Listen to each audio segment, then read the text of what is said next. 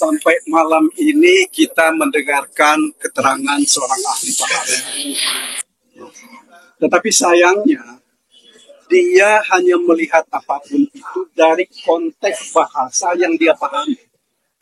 Dia tidak mau melihat dari konteks hukum, terutama berkaitan dengan surat dakwaan, yaitu dalam konteks suap menyuap, begitu juga dengan konteks dari perbuatan menghalang-halangi penyidikan. Nah, ini yang kita sesalkan sebenarnya.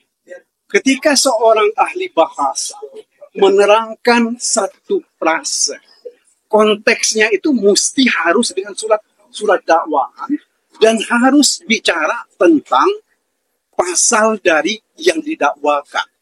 Bukan cuma ngomong aja menurut pengetahuan dia. Karena apa yang kehadiran dia itu adalah untuk menerangkan konteks pembicaraan ini kalau dikaitkan dengan surat dakwaan. Benar atau tidak? Ya. Kemudian apalagi kan seperti tadi saudara-saudara dengar bahwa ahli ini menerangkan semua yang dia terangkan itu berasal dari penyidik. Apa ya? Ya seperti apa ya? Kalau saya boleh beri istilah, dia itu seperti anak burung yang dimamahi oleh ibunya burung, dikasih makan oleh ibunya burung. Nah itu yang terjadi. Sementara kita mau mengatakan menegakkan hukum untuk keadilan dan kebenaran.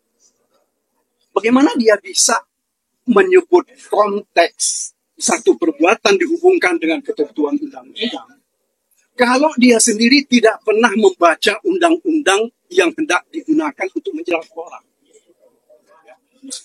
Tadi saya kira cukup jelas pertanyaan-pertanyaan kita. Bagaimana dia hanya bolak-balik ini menurut persepsinya dia tentang bahasa yang dia gunakan. Jadi tidak ada hubungannya dengan surat dakwaan. Bahkan tadi kalau saudara-saudara dengar mengenai soal uang, konteks uang itu saja dia tidak berani menjelaskannya apa hubungannya. Ada 600, ada 400, kemudian ada 850. Hanya sampai pada titik itu dia menerangkannya. Sementara sebenarnya yang kita harapkan dia itu menerangkan bahwa uang ini ada hubungannya dengan suap ke wahyu atau tidak. Ini kan sebenarnya yang kita harapkan. Apakah dari percakapannya antara Doni dan Saiful misalnya, apakah itu memang diketahui oleh Mas Hastro upaya suapnya? Ya, kan ini kan yang dia menghindar terus dari pembicaraan tentang ini. Saya kira ini sesuatu yang sangat salah di dalam hal menghadirkan ahli. Ahli itu seharusnya kan kalau menurut ketentuan kuhab kita adalah untuk membuat terang perkara. Terang perkara itu apa?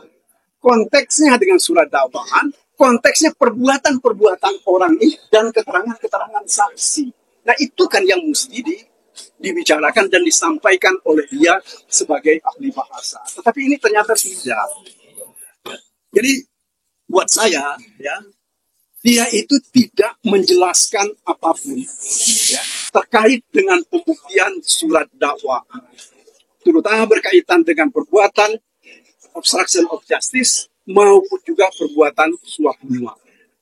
Itu yang penting ya. Kemudian satu hal lagi ya, tadi saya secara sengaja dengan kesepakatan kami bahwa kami penasehat hukum hendak menjadikan diri kami sebagai saksi di persidangan ini. Kenapa? Karena kami ingin mengikuti ya, kegiatan yang dilakukan di dalam persidangan yang lalu, di mana penyidik menjadi saksi, penyelidik menjadi saksi, dan penyidik dan penyelidik menjadi ahli. Kenapa tidak kami diperkenankan sebagai penasehat hukum untuk juga menjadi saksi dalam perkara itu? Sebab saya mengikuti perkara ini dari tahun 2019. Ya. Begitu banyak catatan yang saya baca mengenai persoalan ini. Makanya seperti yang saya sampaikan tadi, salah satu di antaranya yang tidak pernah jelas dan terang adalah surat perintah penyelidikan. Ini harus kita curigai bahwa ini ada permainan terkait dengan surat perintah penyelidikan itu. Bagaimana mungkin surat perintah penyelidikan itu ditandatangani oleh Agus Raharjo pada tanggal 20 Desember, ketika pada saat yang sama mereka itu serah terima jabatan. Itu satu.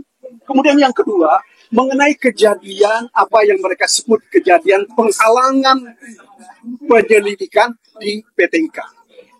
Kami punya informasi yang lebih dari itu. Salah satu informasinya yang penting adalah petugas di PT IKA itu kenapa bertanya kepada orang yang berada di dalam mobil.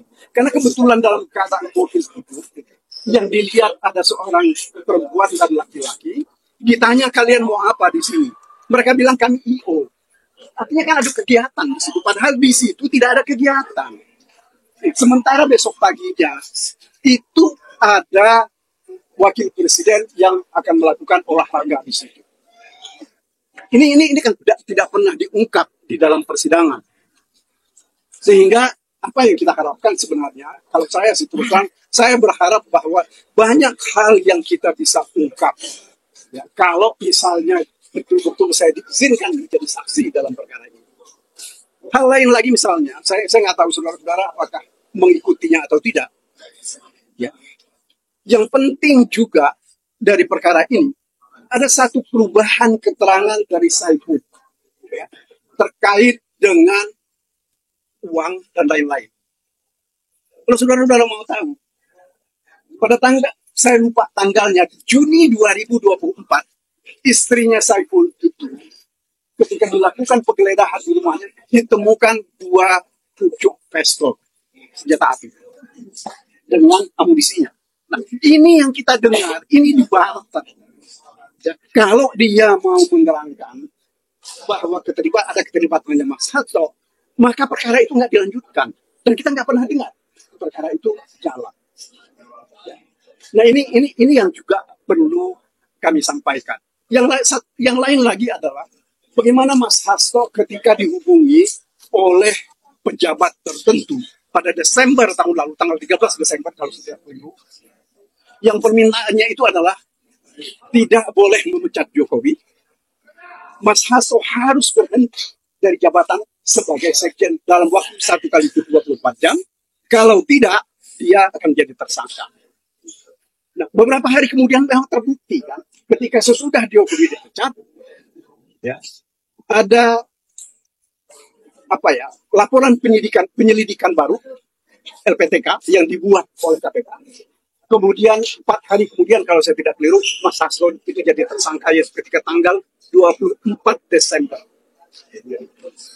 Dan seterusnya. Nah, ini hal yang menurut hemat kami itu penting untuk diketahui. Yang lain lagi adalah ketika kami meminta kepada